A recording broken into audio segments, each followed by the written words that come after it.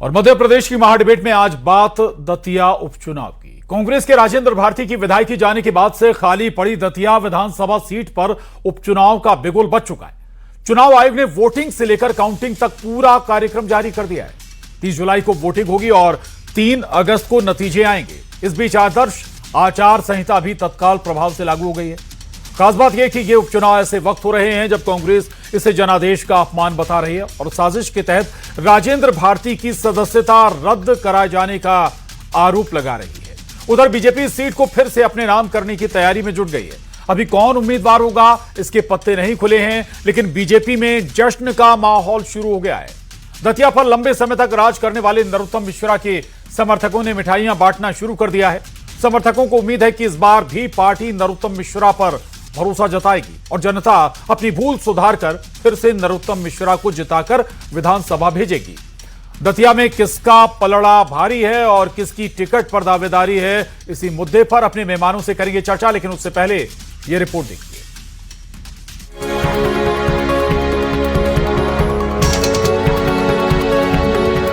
दतिया में बचा चुनावी बिगुल, सियासत फुल।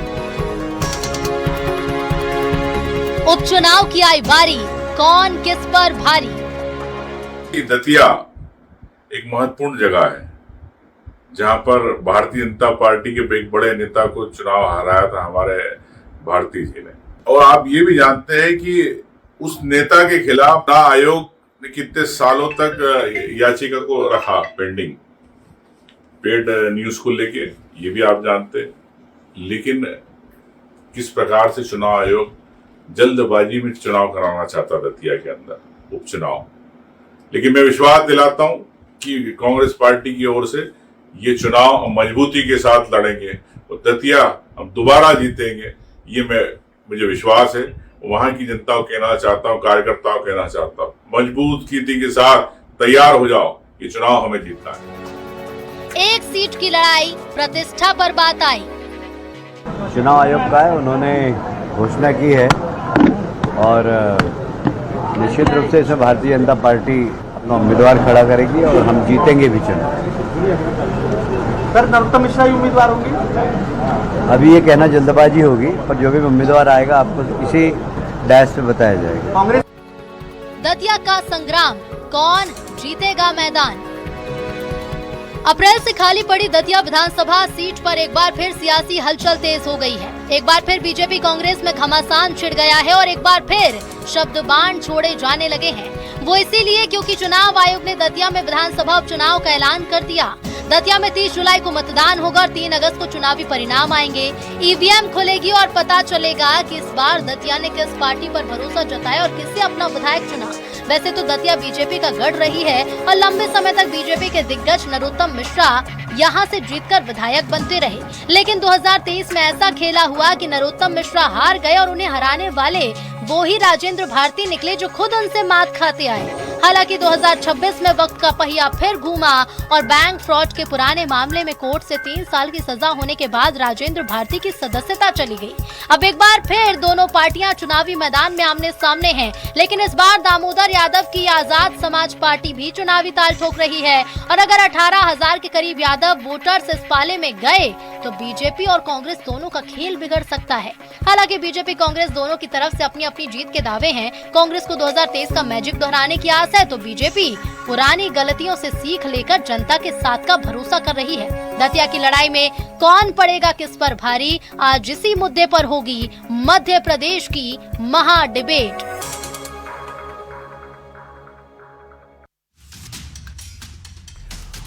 तो दतिया चुनाव पर, दतिया विधानसभा पर उपचुनाव होने जा रहा है और इतना ही नहीं, दतिया बीजेपी कार्यालय में जश्न की तस्वीरें भी नजर आई और जो समर्थक हैं नरोत्तम मिश्रा की, उन्हें फिर लग रहा है कि एक बार फिर से टिकट नरोत्तम मिश्रा को ही मिलने जा रहा है। और हमारे साथ बेहद खास मेहमान जुड़ रहे हैं। चर्चा हम शुरू करें, सबसे पहले तारुफ करा दें आपका। घनश्याम पेरोनिया जी, पूर्व विधायक बीजेपी। मान सिंह कुशवाहा जी, कांग्रेस नेता, पूर्व जिलाध्यक्ष भिंड से। कमल सिंह कुशवाहा जी हैं, प्रवक्ता आजाद समाज पार्टी, जो तीसरा खिलाड़ी मैदान में होगा से। डॉक्टर सत्य प्रकाश शर्मा जी हमारे साथ जुड़ेंगे। आर के शुक्ला साहब हैं, राजनीतिक विश्लेषक। आप सभी का बहुत स्वागत है इस बेहद खास चर्चा में। घनश्याम पिरोनिया जी के पास जाऊंगा। हालांकि एक वो लाइन जरूर याद दिला दें, नरोत्तम मिश्रा जब चुनाव हार गए थे उसके बाद उन्होंने कहा था कि पानी उतरने पर घर मत बना लेना, समंदर हूं लौट कर आऊंगा। हालांकि टिकट उन्हें मिलता है नहीं मिलता है ये अभी भविष्य की बात है, लेकिन जो जश्न नजर आ रहा है उससे लगभग ये तय नजर आ रहा है कि आखिर टिकट कहां जा रहा है। घनश्याम पिरोनिया जी, सवाल यह कि एक आरोप कांग्रेस की तरफ से लगा कि इतनी जल्दबाजी क्यों, दूसरा यह कि जो बहुत जब दतिया में आप चुनाव हारे थे बहुत बड़ा डिफरेंस नहीं था, लेकिन जो इंटरनल रिपोर्ट्स थी कि अंतर भितरघात इस हार की वजह रही है, उससे कैसे निपटेंगे इस बार? देखिए कटारे जी,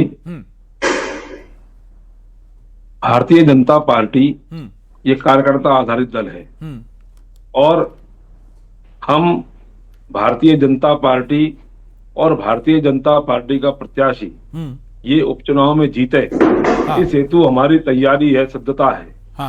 बात रही अंतर कलह की, तो ये चुनाव में जीत हार होती है, लेकिन जिस प्रकार से हमारे पूर्व गृह मंत्री डॉक्टर नरोत्तम मिश्रा जी के नेतृत्व में और भारतीय जनता पार्टी के प्रदेश नेतृत्व में और डबल इंजन की सरकार में जिस प्रकार से विकास के काम हुए हैं, ये जनता जानती है, जग जाहिर है।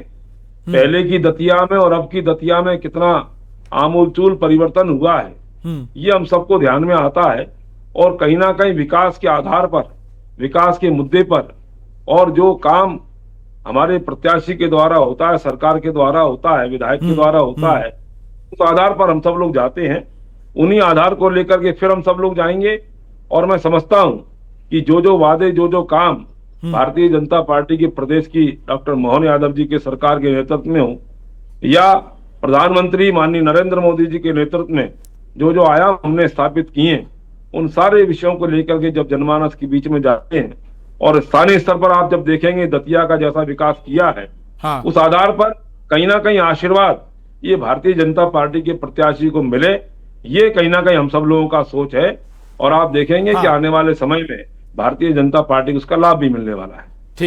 ठीक है, चलिए मैं लौटूंगा आपके साथ और आपके पास, और सत्यप्रकाश शर्मा जी भी हमारे साथ जुड़ गए हैं, आपका भी स्वागत है।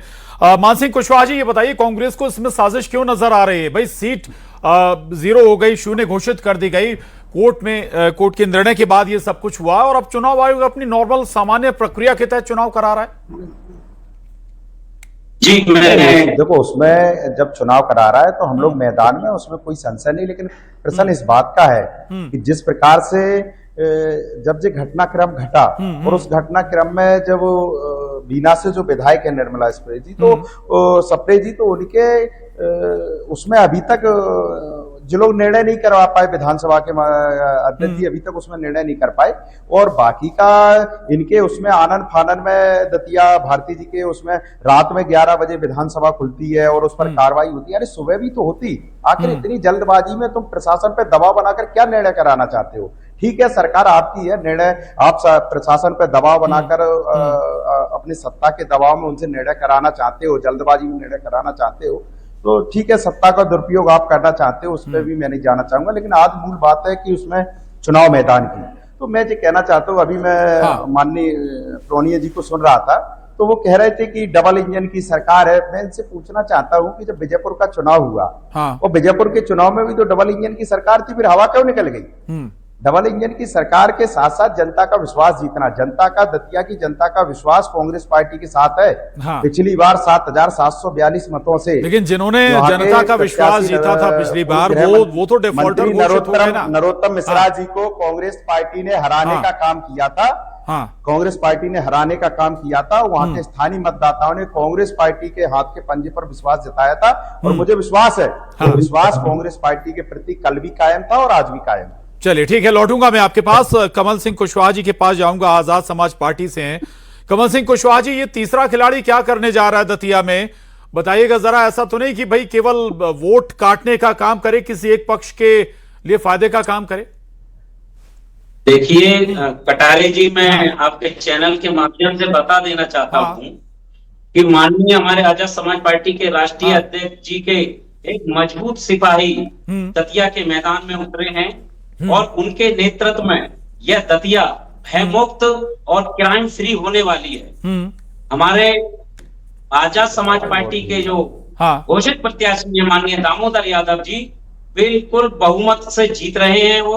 और हमने गांव गांव में जाकर के देखा है, दतिया की जनता उनको चाह रही है, उनको प्यार कर रही है। हम ये कह सकते हैं कि 2023 में जिस प्रकार से नरोत्तम मिश्रा जी 7,000 से हारे थे, इस बार आजाद समाज पार्टी उनको 27,500 से हराने का काम करेगी।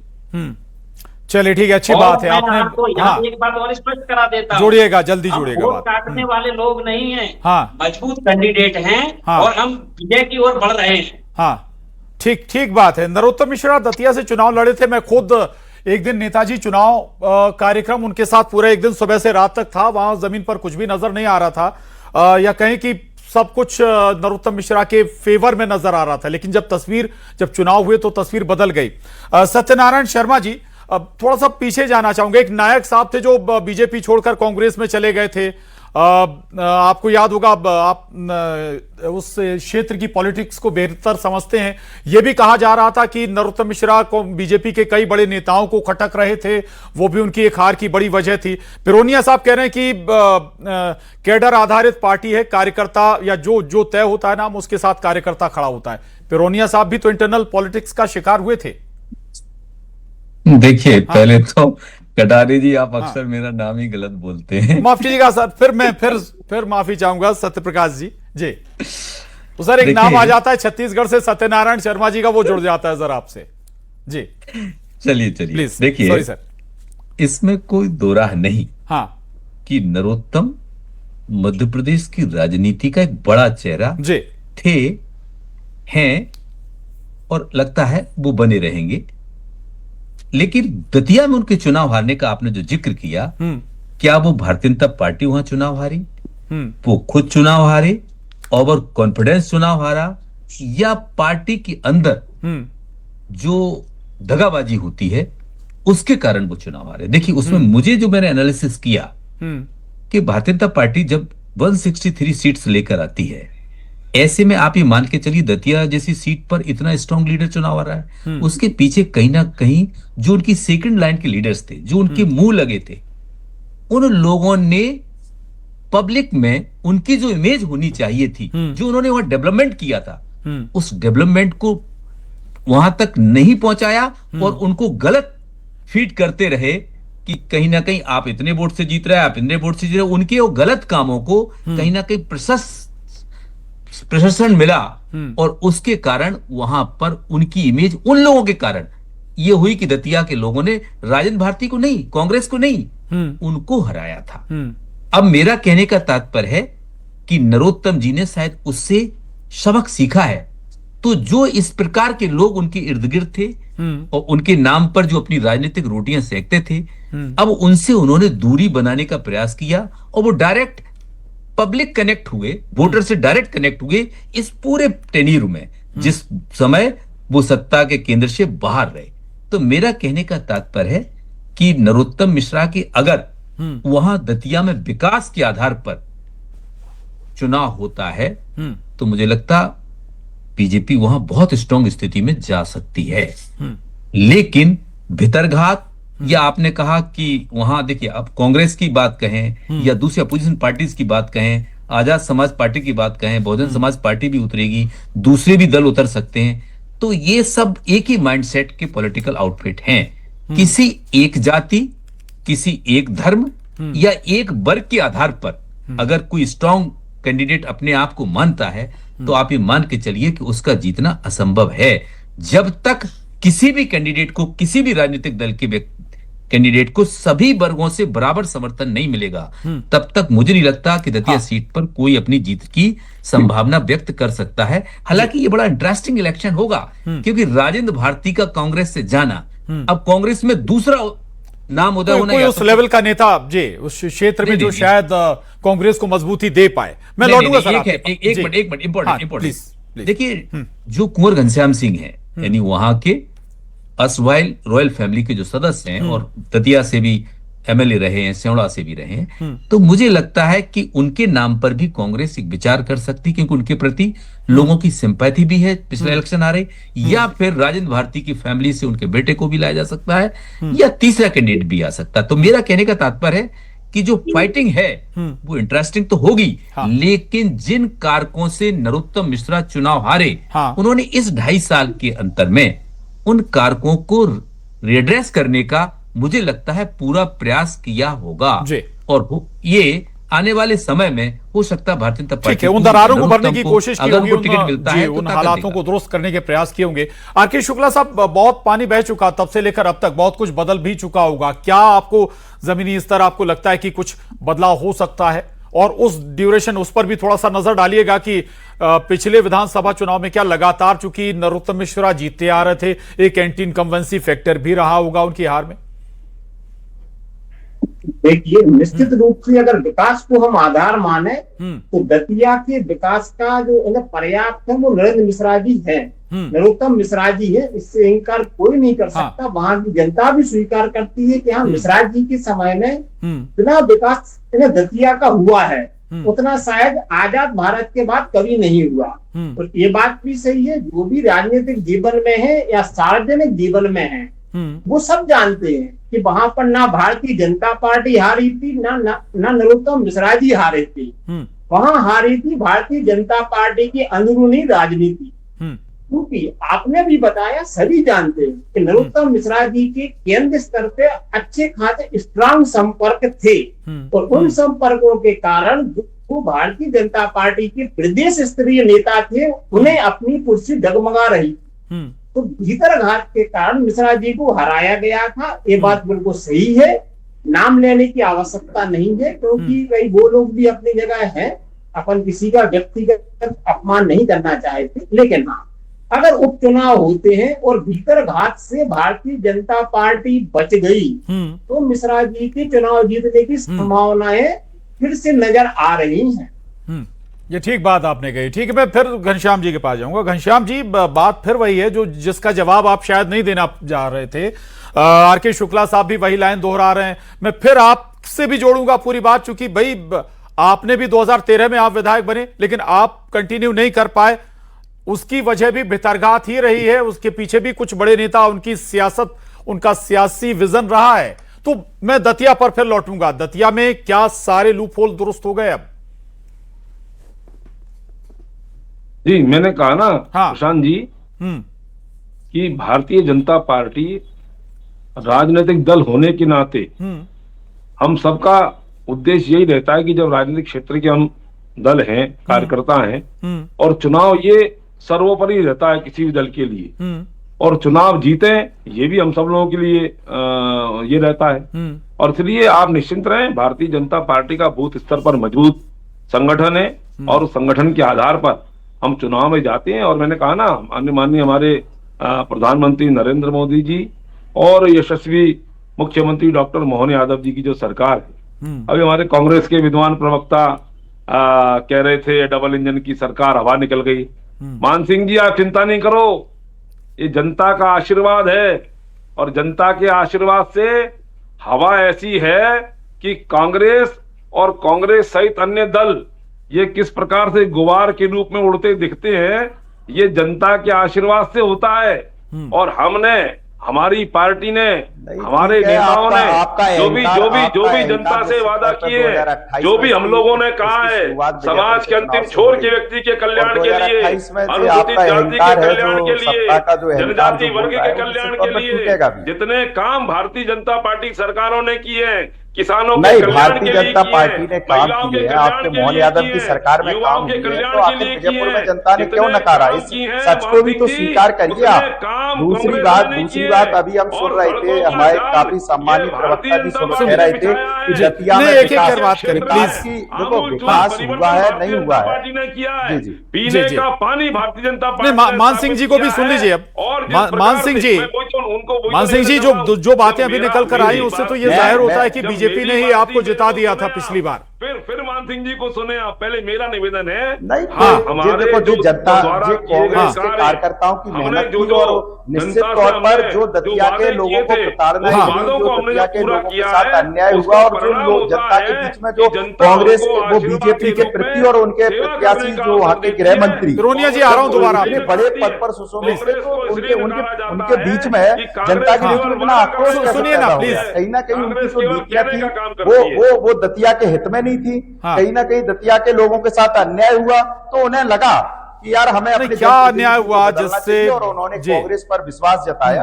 हम्म। नहीं वो तो हाँ। जनता ने दिखा दिया ना। हाँ। अन्याय नहीं होता तो चुनावी हार जीत क्यों करना पड़ता? अगर विकास किया होता हाँ। और लोगों के मुद्दों को सार्थक चर्चा की होती, दतिया के हित में बात की होती, लोगों के प्रति प्रेम सद्भाव अगर इन्होंने फैलाने का काम किया होता तो निश्चित तौर पे उनके परिणाम सार्थक आते। लेकिन यदि उनकी वहां दतिया की जनता ने इन्हें नकारने का काम किया तो इससे एक बात तो स्पष्ट है कि इनके जो इनका कार्यकाल रहा है उससे दतिया की जनता संतुष्ट नहीं है। नरोत्तम मिश्रा को अब दतिया की जनता स्वीकार नहीं करना चाहती, उसका विश्वास कांग्रेस पार्टी हाथ के पंजे पर है। और रही बात जो सरकार की कह रहे थे, तो मैंने कहा है कि हमारे अध्यक्ष आदरणीय जीतू पटवारी जी, नेता प्रतिपक्ष उमंग सिंगार जी के नेतृत्व में कांग्रेस पार्टी जिस प्रकार से विपक्ष की भूमिका में सकारात्मक रूप से ठीक है, अच्छी बात है। विपक्ष की भूमिका होनी भी सकारात्मक चाहिए, मजबूत भी होनी चाहिए। जल्दी हम लोग लड़ाई लड़ने का काम कर रहे हैं और इसकी शुरुआत विजयपुर से हो चुकी है।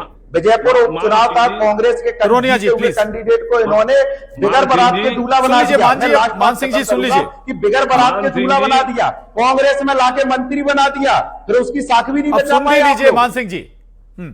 मान सिंह जी, हाँ नहीं मैं सुन रहा हूँ। मान सिंह जी, राजेंद्र भारती को भारतीय जनता पार्टी ने नहीं हटाया है, उनको सैद्धांतिक रूप से और आज इस प्रकार की जो संस्थाएं रहती हैं उनके कारण उनका पद गया है।